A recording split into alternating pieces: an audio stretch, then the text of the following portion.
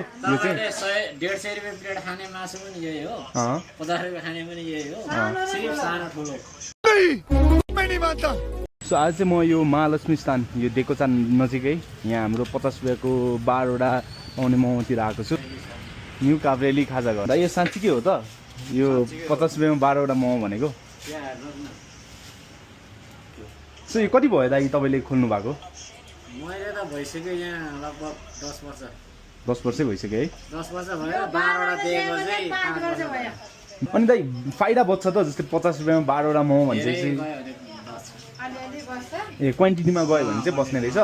so मान्छेहरूलाई अलिकति misconception लाग्ने भनेको जस्तै 50 रुपियाँमा मोमो दिइराख्नु भएको छ नि त सो भेज धेरै मिक्स हुने हो कि मासु नै अर्को हुने हो कि यो प्रायलाई लाग्ने कुरा हो के यो चाहिँ 150 रुपैयाँ प्लेट खाने मासु पनि यही हो 50 रुपैयाँ खाने पनि यही हो